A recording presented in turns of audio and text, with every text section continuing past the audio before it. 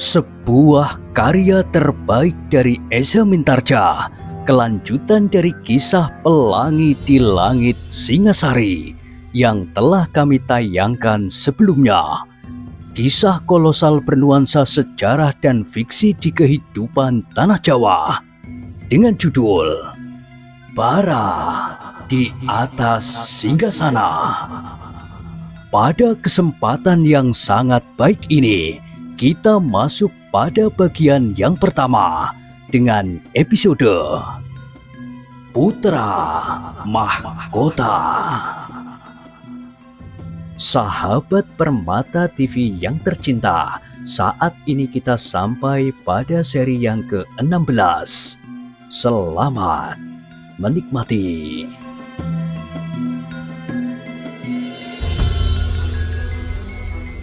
Pada kisah sebelumnya telah diceritakan, demikianlah dengan gelisah Mahesa Agni duduk di dalam biliknya di bagian belakang istana. Sekali-sekali ia memandang juga regol dinding yang memisahkan dua bagian dari istana Singasari, istana yang lama dan sebuah bangunan baru tempat tinggal Ken Umang. Tetapi Mahesa Agni sama sekali tidak berani mendekati regol itu kalau ia tidak ingin membuat persoalan yang dapat mengganggu usahanya membina Anusapati untuk selanjutnya. Ken Umang baginya tidak kurang dari sesosok hantu betina yang siap menerkamnya dan menyeretnya ke dalam jurang bencana yang paling dalam.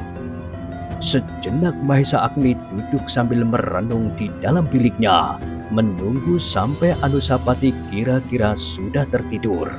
Ia ingin kembali ke bangsal itu dan menemui emban pemomong kemenakannya itu. Sebagai seorang paman, tidak seorang pun yang menaruh keberatan apabila ia memasuki halaman di sekitar bangsal tengah itu.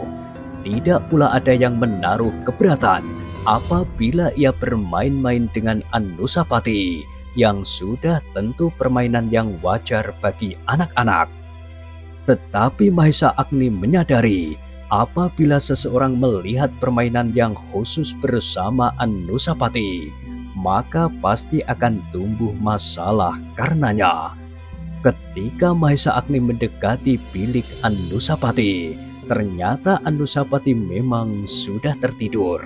Karena itu, maka Mahesa Agni pun segera masuk ke dalam bilik itu.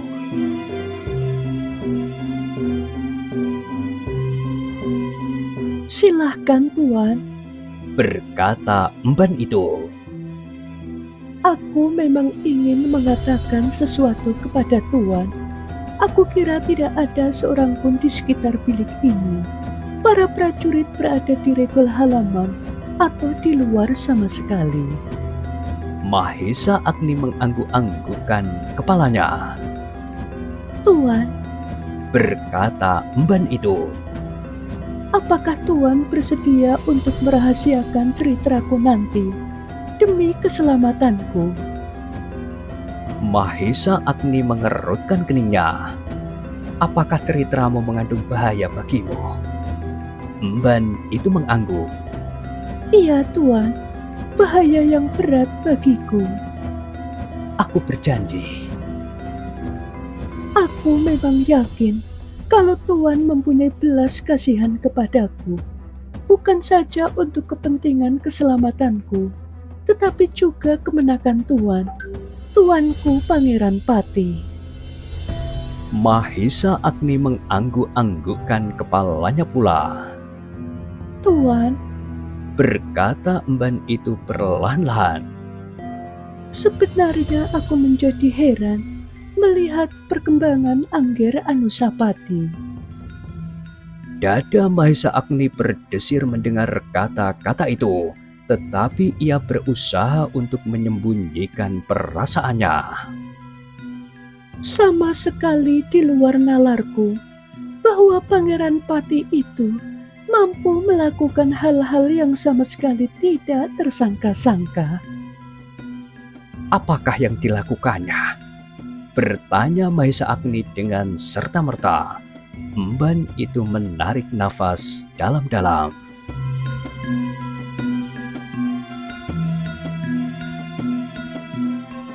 Apa? Tuan, kadang-kadang Angger Anusapati mengigau. Bukan saja mengigau, tetapi bergerak dan menyentak-nyentak. Agaknya ia sedang bermimpi melakukan permainan yang aneh, yang tidak aku mengerti. Padahal ia tidak pernah bermain-main demikian. Mahesa Agni menjadi semakin berdebar-debar. Apakah rahasia yang selama ini ditutupinya rapat-rapat itu disadarinya sudah diketahui oleh orang lain meskipun tidak seluruhnya? Tuan, Berkata emban itu pula. pada suatu saat yang lain, permainan tuanku Pangeran Pati tersangkut di langit-langit bilik ini. Semula aku akan mencari kayu untuk mengambilnya, tetapi ternyata anak itu dapat mengambilnya sendiri. Bagaimana ia mengambil? Aku tidak tahu, Tuan. Yang aku ketahui, sebelum aku menemukan kayu penggalah, Angger Anusapati sudah berlari-lari kepadaku sambil membawa mainannya itu. Ah, mungkin Anusapati tidak mengambilnya. Mungkin oleh angin atau apapun, sehingga permainan itu jatuh sendiri. Emban itu mengerutkan keningnya, namun tiba-tiba ia menunjuk ke satu sudut di dalam bilik itu. Lihatlah, Tuan. Ketika Mahesa Agni melihat ke arah yang ditunjuk oleh emban itu, hatinya berdesir. Ia melihat tapak kaki pada dinding bilik itu. Tapak kaki itu belum lama melekat pada dinding itu, Tuan. Belum ada sepekan ketika Angger Anusapati mengambil mainannya yang tersangkut di langit-langit. Nah, apakah kata Tuan tentang anak yang dapat berbuat demikian itu? Mahesa Agni menarik nafas dalam-dalam, suatu kecerobohan yang dapat menumbuhkan rintangan.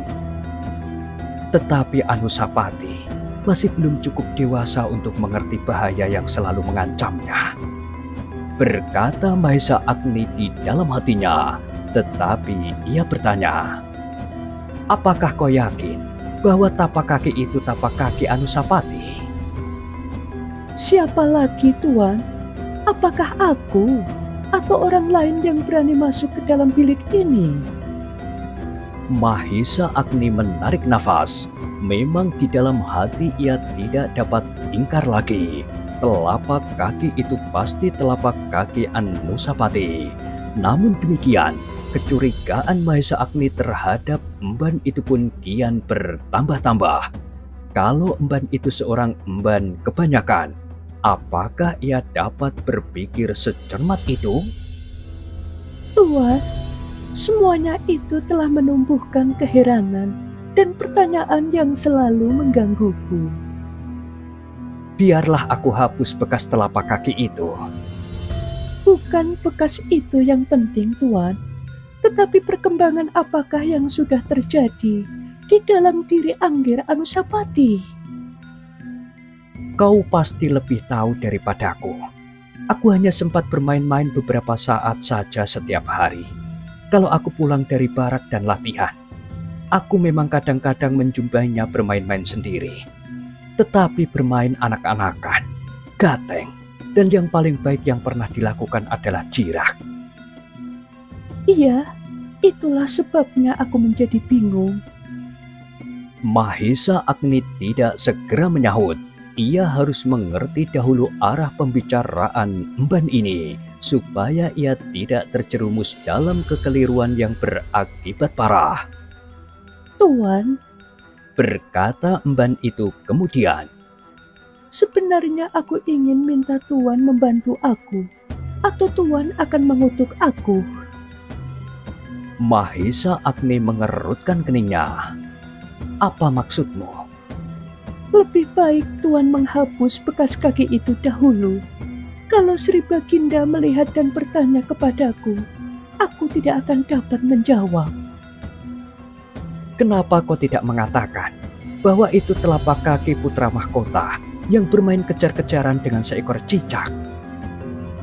Oh, Emban itu memegangi keningnya. Bukankah dengan demikian, Baginda akan bangga dan berterima kasih kepadamu karena kau sudah mengasuhnya sebaik-baiknya? itulah yang akan aku katakan kepada Tuan. Potong emban itu. Tetapi aku minta Tuan melindungi namaku. Kenapa? Tuan akan tahu. Mahesa Agni menganggukkan kepalanya. Sebenarnya, aku memang mempunyai tugas khusus, Tuan. Berkata emban itu. Mahesa Agni mengerutkan keningnya. Tugas yang semakin lama semakin tidak aku mengerti. Mahesa Agni masih tetap membisu, tetapi perlahan-lahan ia mulai mengambil kesimpulan bahwa memang ada yang tidak wajar di dalam bilik ini.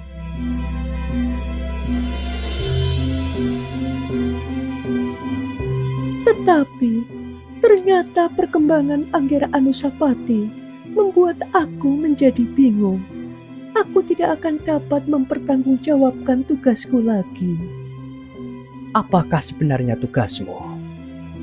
Tuan, apakah yang sebenarnya Tuan kehendaki atas Anggera Anusapati? Apakah yang aku kehendaki? Pertanyaanmu aneh, Emban. Aku tidak menghendaki apapun. Sebagai seorang paman, aku pasti ikut mengharap agar kemurahan hati Sri Rajasa mengangkat Anusapati menjadi putra mahkota dapat tanggapan yang sewajarnya dari Anusapati sendiri. Ia tidak boleh mengecewakan hati ayahandanya, sehingga ia kelak akan menjadi seorang raja yang besar, yang alangkah senang hati Baginda apabila Anusapati dapat menyempurnakan apa yang sudah dirintis oleh Sri Rajasa kali ini. Emban itu tidak segera menyahut, tetapi kepalanya menjadi tertunduk dalam-dalam. Apakah ada yang salah? Bertanya Mahesa Agni. Emban itu tidak segera menjawab, tetapi kepalanya yang tunduk menjadi semakin tunduk. Dengan demikian maka ruangan itu menjadi hening sejenak. Yang terdengar adalah desah nafas Anusapati yang sedang tertidur nyenyak. Untuk menghilangkan kekakuan, Mahesa Agni berdiri sejenak dan melangkah ke sudut bilik itu. Ditatapnya bekas telapak kaki yang masih tampak jelas melekat di dinding.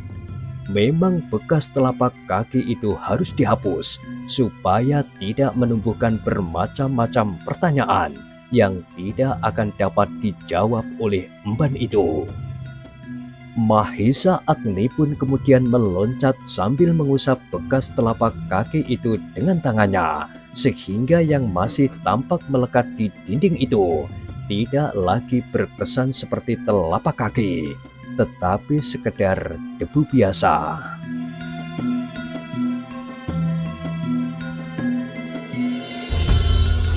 Tuan sudah menghapusnya? Terdengar emban itu bertanya lirih. Iya, aku sudah menghapusnya. Setidak-tidaknya tidak akan lagi menimbulkan pertanyaan. Telapak kaki siapakah yang ada di dinding itu? Terima kasih, Tuan. Mahesa Agni tidak menjawab, tetapi ia kembali duduk di tempatnya. Bilik ini semakin lama semakin menyiksaku, Tuan. Desis emban itu kemudian. Kenapa? Tuanku Pangeran Pati itu. Jawabnya sambil memandang Anusapati yang tidur nyenyak. Kenapa dengan Anusapati? Emban itu masih saja ragu-ragu, sehingga Mahesa Agni menjadi hampir tidak sabar lagi. Anusapati biasanya tidak terlampau lama tidur siang, sehingga apabila anak itu nanti terbangun, maka emban itu tidak akan sempat mengatakan apa-apa, padahal besok ia harus sudah membawa pasukannya ke perbatasan. Tuan, Berkata emban itu selanjutnya. Tugasku ternyata terlampau berat bagiku. Terus terang aku bukan orang yang baik, bukan orang yang berbudi. Justru karena itulah, maka aku telah dipilih oleh Ken Umang dan diserahkannya kepada Tuanku Sri Rajasa untuk mengasuh Angger Anusapati. Mahesa Agni mengerutkan keningnya. Sebagai seorang yang memang kurang berbudi, aku menyanggupi tugas itu. Aku mendapat upah yang cukup, yang tidak akan aku dapatkan meskipun aku bekerja dimanapun juga. Apakah tugas itu? Mahesa Agni menjadi tidak sabar. Tugas itu tampaknya sederhana sekali. Iya, tetapi apa? Sekedar membuat Angger Anusapati menjadi jinak sekali. Mahesa Agni menarik nafas dalam-dalam. Dalam sekali.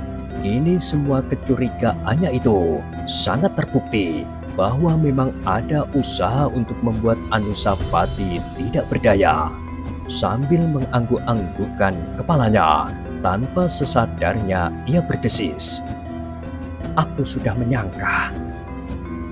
Emban itu terkejut. Dengan serta-merta ia bertanya, Apa yang sudah Tuan sangka? kini Mahesa Agni lah yang terkejut. Sejenak ia berdiam diri, namun kemudian ia menjawab, aku sudah menyangka bahwa Anusapati tidak mendapat tuntunan yang sewajarnya. Kenapa Tuan menyangka demikian? Emban itu bertanya pula. Agaknya Tuan memang sudah mencurigai Sri Rajasa. Mahesa Agni menarik nafas. Katanya kemudian, aku tidak memandangnya sebagai seorang raja yang memberikan kebanggaan bagi rakyat Singasari. Tetapi aku memandangnya sebagai seorang manusia biasa. Bukankah kau tahu bahwa Anusapati itu bukan putra Sri Rajasa?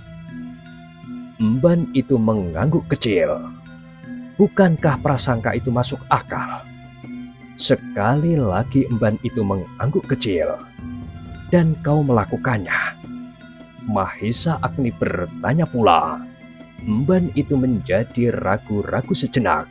Tetapi kemudian dengan nada yang dalam ia berkata, Aku memang sudah mencoba melakukannya. aku juga sudah menyangka. Sejak semula aku tidak dapat melepaskan diri dari kecurigaan. Kenapa justru hanya seorang emban yang diserahi untuk menuntun, mengawasi, memelihara segala-galanya. Hanya kadang-kadang saja ada orang lain yang membantu. Itu pun khusus untuk kepentingan-kepentingan yang tidak langsung berhubungan dengan Anusapati. Berbeda dengan Tohjoyo, ada 2-3 orang emban yang selalu mengawaninya setiap saat. 2 orang pengawal khusus dan permainan yang memadai sebagai seorang anak laki-laki. Memang Tuan, di sini tampaknya ada juga beberapa orang emban. Tetapi adalah tugasku untuk mengasingkan Anusapati. Dan aku agaknya sudah berhasil. Emban-emban yang lain sama sekali tidak dapat berbuat apapun atas putra mahkota. Dan agaknya mereka pun senang pula karenanya. Selain pekerjaan mereka menjadi jauh lebih ringan, mereka justru mendapat pemberian-pemberian khusus. Tugas mereka tidak lebih dari membersihkan bilik ini nanti di sore hari dan pagi hari, menyediakan makan dan minumnya, mencuci pakaiannya, dan duduk-duduk di halaman ini menjelang senja.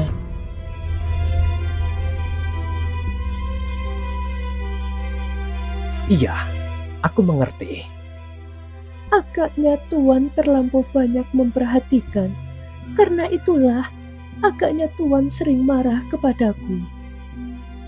Tidak sering, hanya mungkin pernah aku berbuat demikian di luar sadarku. Tetapi kini aku tahu bahwa Tuan melakukannya karena Tuan memang sudah berprasangka. Iya, lalu apa yang sudah kau lakukan kemudian? Tetapi Akhirnya aku terjerat oleh perasaanku sendiri. Hubungan yang setiap hari antara aku dan tuanku Anusapati telah menumbuhkan sesuatu yang tidak aku mengerti. Akhirnya aku merasa bahwa aku telah mencintai anak itu seperti anakku sendiri. Dada Mahesa Agni menjadi berdebar-debar. Terasa getaran kata-kata emban itu memancar dari dasar hatinya, sehingga tumbuhlah kepercayaan Mahesa Agni kepadanya dengan perlahan-lahan. Sejenak Mahesa Agni tidak menyahut. Kini ia melihat titik-titik air mata itu lagi menetes satu-satu di lantai bilik Anusapati yang seakan-akan terpisah itu.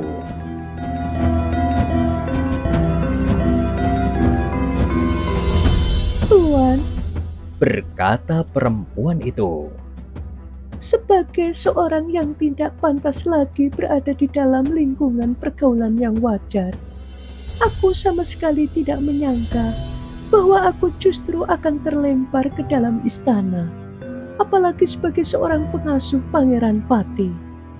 Meskipun aku banyak bergaul dengan para bangsawan di masa mudaku, tetapi itu sebagai mimpi yang datang sekilas berganti-gantian.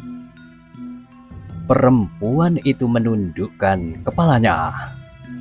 Memang kadang-kadang aku menyimpan dendam kepada mereka yang menemukan kebahagiaan hidup. Aku menjadi iri kepada tuanku Permaisuri Kendedes karena ia hanya berasal dari padepokan yang melonjak ke singgasana seorang permaisuri. Tetapi aku iri juga kepada Ken Umang yang kini perlahan-lahan nampaknya akan berhasil merebut keturunan Kendedes untuk merajai tanah ini. Mahesa Agni mengerutkan keningnya. Tuan, aku sendiri tidak mempunyai seorang anak pun. Aku belum pernah merasa betapa bahagianya seorang perempuan yang mengandung dan kemudian melahirkan seorang anak. Apakah anak laki-laki, apakah anak perempuan? Aku tidak tahu betapa bersihnya hati anak-anak. Dan aku tidak tahu betapa jahatnya merusak hari depan anak-anak yang sama sekali tidak menyadari apakah yang akan terjadi atas dirinya itu. Ternyata setelah aku bergaul dengan tuanku Pangeran Pati, aku mengerti bahwa aku sebenarnya telah terjerumus terlampau jauh. Mahesa Agni tidak dapat menyahut dan bahkan tidak bisa mengucapkan kata-kata apapun selain mengangguk-anggukkan kepalanya. Ken Umang yang mempunyai anak-anaknya itu seharusnya lebih merasakan kasih terhadap anak-anak. Tetapi mata hatinya telah dilapisi oleh pamrih, sehingga ia sampai hati mengorbankan hari depan Anusapati untuk kepentingannya sendiri dan keturunannya.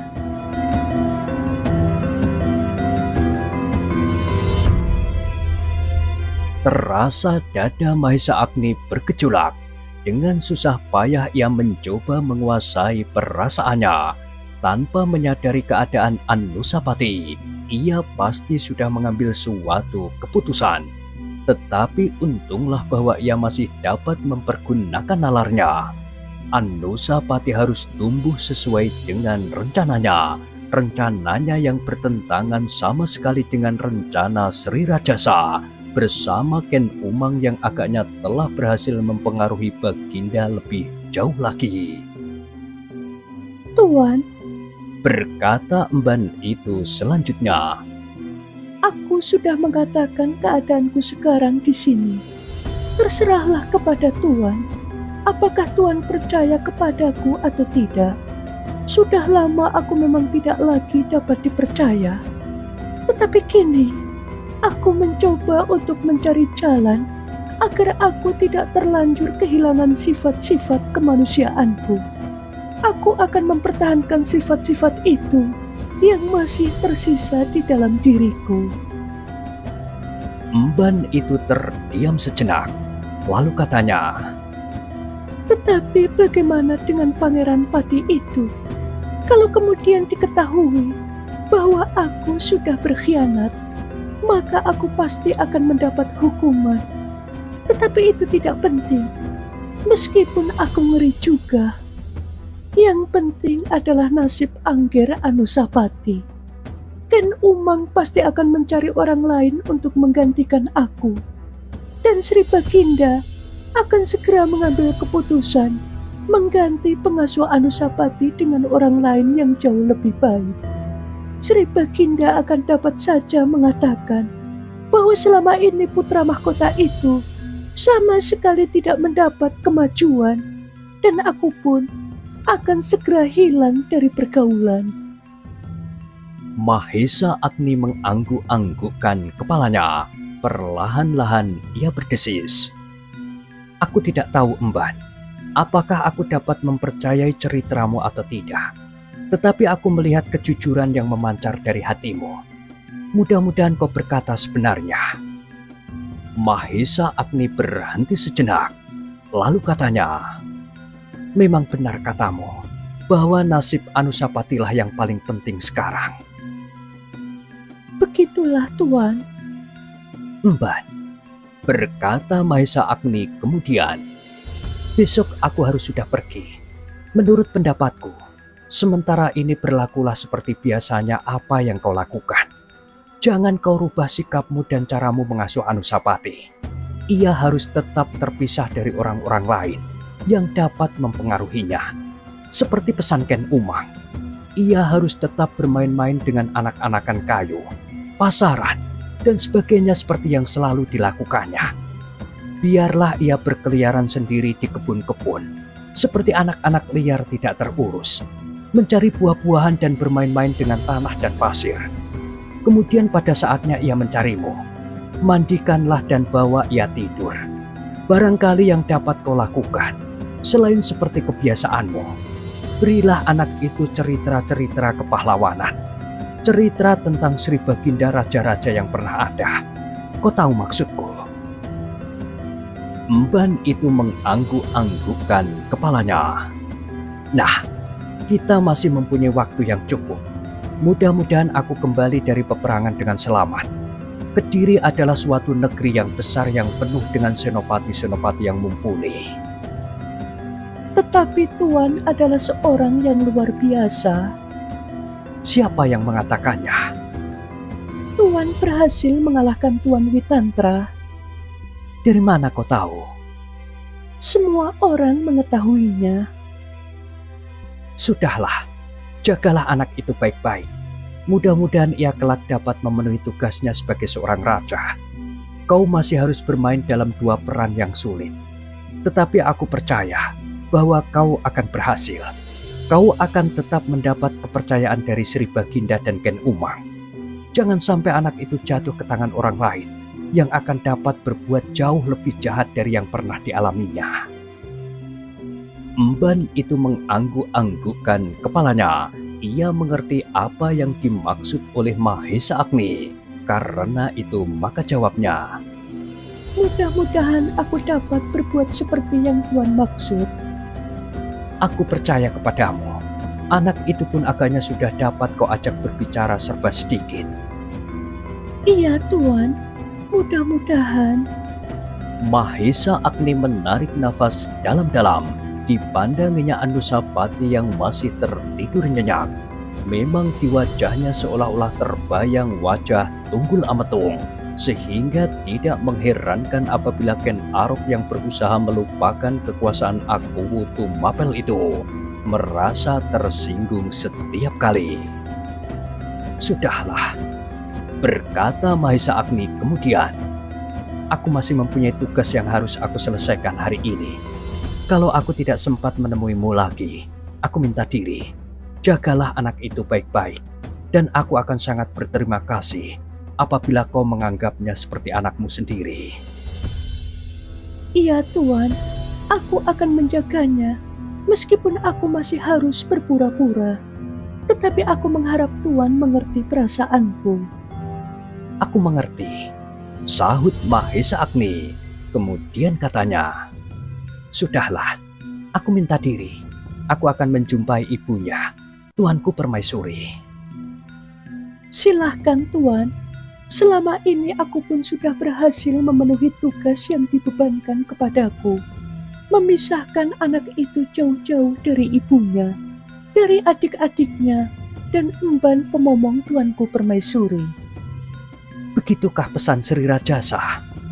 Pesan Ken Umang, tetapi agaknya Sri Rajasa juga tidak berkeberatan. Mahesa Agni mengangguk-anggukkan kepalanya. Di kepalanya terbayang suatu pemberontakan yang perlahan-lahan dilakukan oleh Ken Umang, merebut keturunan untuk menguasai tahta Singasari. Tetapi bahwa emban itu justru telah tergelincir ke dalam kasih seorang perempuan terhadap anak-anak adalah menguntungkan sekali.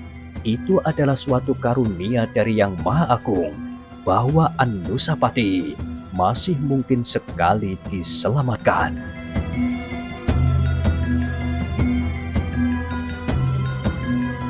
Mahesa Agni pun kemudian meninggalkan bilik itu. Meskipun ia mempercayai emban itu, tetapi ia sama sekali belum berani mengatakan bahwa Anusapati telah mendapat beberapa macam petunjuk daripadanya untuk membuat Anusapati menjadi seorang pangeran pati yang pantas. Bagaimanapun juga, masih ada selapis kecurigaannya terhadap emban itu. Mungkin sekali bahwa pada suatu saat gemerincingnya emas dan permata akan membuatnya berubah pendirian. Dari bilik Anusapati, Mahesa Agni masih sempat mengunjungi bilik Ken Dedes. Ia minta diri pula kepada adik angkatnya dan kepada emban pamomongnya yang tidak lain adalah ibunya itu. Bagaimanapun juga, namun emban itu terlampau sulit berusaha menyembunyikan perasaan seorang ibu. Tiba-tiba saja matanya menjadi basah, tetapi ia tidak berbuat lebih dari seorang emban. Demikianlah, maka Mahesa Agni pun kemudian meninggalkan istana Singasari, pergi ke baraknya. Ia harus mempersiapkan pasukannya yang besok akan berangkat ke Medan. Pasukan Mahesa Agni adalah pasukan yang memang sangat khusus. Dengan susah payah Mahesa Agni telah membentuk serombongan pengungsi menjadi pasukan prajurit yang siap maju ke medan perang. Tetapi usahanya selama ini agaknya tidak sia-sia. Latihan yang tidak mengenal lelah yang diutamakan untuk membuat setiap orang di dalam pasukannya mampu mempergunakan senjata ternyata dapat memadai pula. Meskipun ada di antara mereka yang sama sekali belum pernah meraba hulu pedang, kini dengan tangkasnya ia dapat memutar pedang dan menyandang perisai.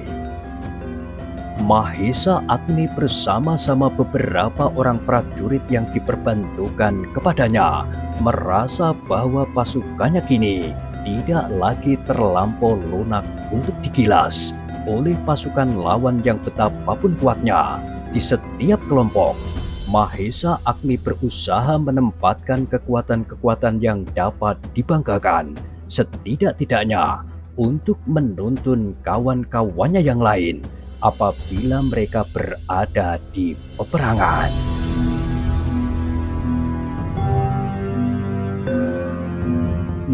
Nah, bagaimanakah kisah selanjutnya? Silahkan ikuti terus kisah Bara di Atas Singgasana pada kesempatan berikutnya. Sampai jumpa.